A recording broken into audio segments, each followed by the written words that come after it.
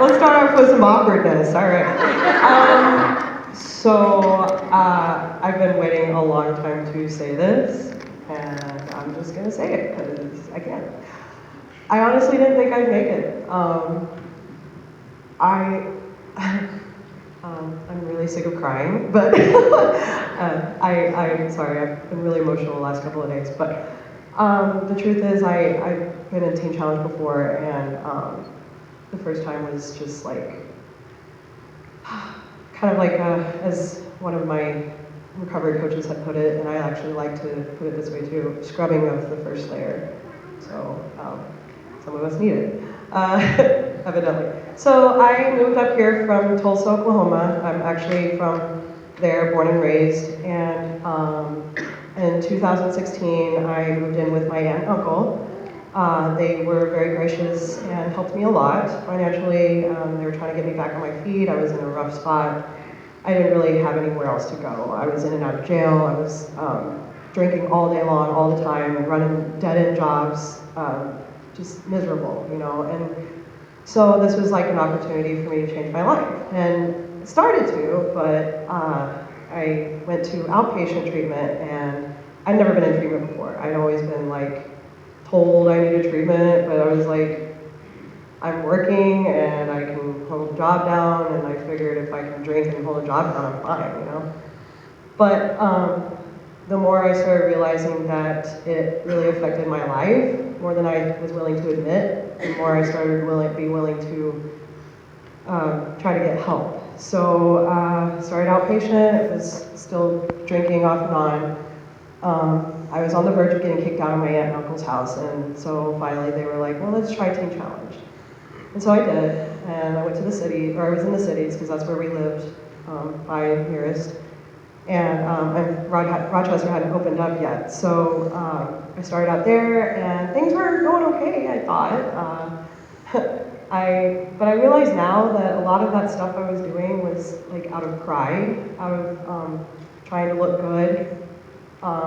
I was raised in a house where I didn't believe in God. Nobody knew, like, my mom said I could believe whatever I wanted, and I did, so I was basically atheist.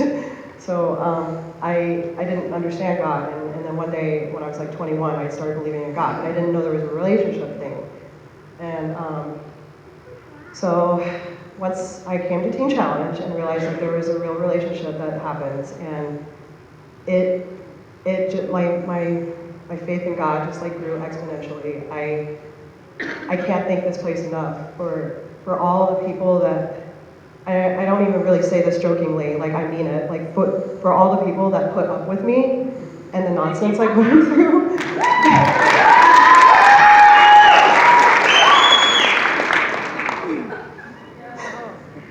You girls are so awesome. You really are. You're all, you all have something so good to bring to the table, and you've helped me in ways that I can't even really tell you because it's, you know, deep and mushy and weird, but yeah, that. But it's really cool. Like, the more I understand God, the more I understand like the little places He's put me in, and even the consequences I've gone through, bad, good, stupid stuff I've done, whatever. It's all part of His plan. Like, I think it was Diane that said this, was like little chess pieces that, you know, that you're moving. And she was my short-term counselor and my favorite one ever, so I just had to mention that.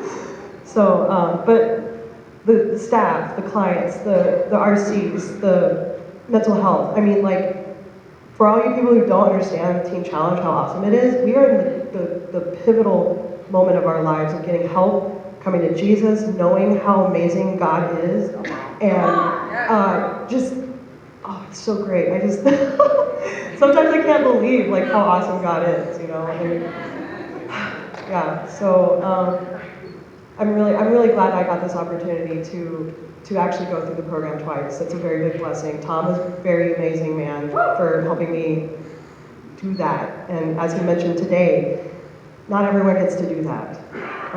In fact, some people don't even want to do that. And I just, yeah, I don't want to ramble because I'm getting on that verge of rambling. So I just appreciate everybody and all their efforts that they put into this program, regardless of who makes it or not, because they're still there. They still believe in the hope and the recovery and I mean, there's proof all around, you know? Like, I plan on working for Teen Challenge at some point. Like, I want to give back to this place that, like, put so much into me, you know? And, yeah, so I think that's it. I love all of you, Paula, Nikki, Diane, Emily, just all my sisters, my aunt, my uncle. I can't describe it enough how amazing it's been. And I can't wait to go to TCLI and start my journey there. I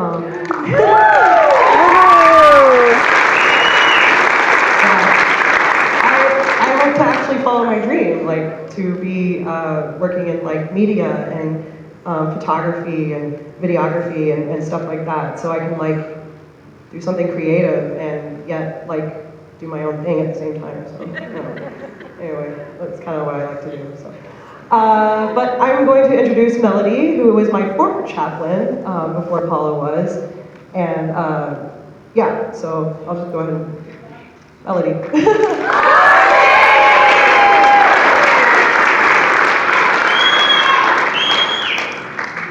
Wow.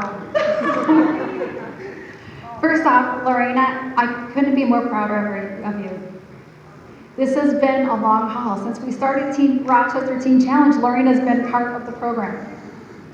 She likes it first. She likes it. So what privilege it is for me to be able to come back. I've been able to come back to a lot of the graduations, but this has been a time for me to be able to come back and reminisce. And because of Tommy T, he has invested in all of our lives, right? One way or the other, he's invested in all of our lives. But for Tommy T, for me, it's a little bit different because I wasn't a client. I got to volunteer at Teen Challenge in the men's area because my husband he's actually here, guys. He was also the chaplain at the men's area for when it started there. And so Tommy T was able to speak life into me. I never dreamed that I would be able to have an opportunity to be a chaplain, but he saw that in me. And he's seeing things in your guys' life too. You need to listen to that because it's very important.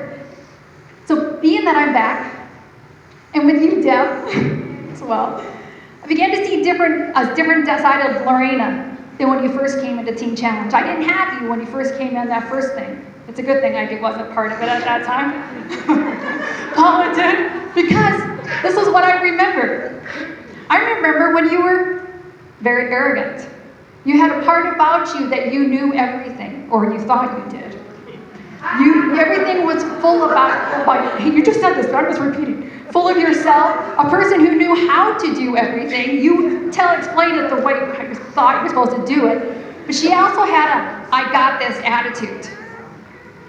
And some of that you had to have in order to be who you were. But some of it, we needed to learn how to be humble. And you said pride was a big deal. And so we got to come alongside you. And when you left the program the first time, this is what I saw. I saw the one who returned was humble, who was defeated and yet realized that she no longer could do this on her own. And she needed help. And so in time, healing began to emerge. And as a newness of life came out of you, you began to appreciate the things of life that you took for granted before. And your relationship with God grew, and your relationship with the women grew. You became more open.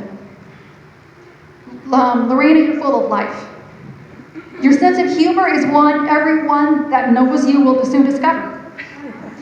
You are full of life, and you're always learning how to forgive yourself and to forgive others and also to forgive God. Lorena, you're always willing to talk. I enjoyed our times talking on the phone, so I was appreciating that our time did not end when 5 months ago my husband and I took a new adventure in life. You love to joke around, but for me, you'll always be willing to give me a helping hand. From helping me pack up my office, what I left, to helping me organize books, and sorting through everything I needed help doing. You were always there. You honored God by being the best Lorena that you could possibly be. Always made Jesus a part of your everyday thought, your everyday moments, and your everyday experiences. Teen Challenge showed you how to live in that life daily. You followed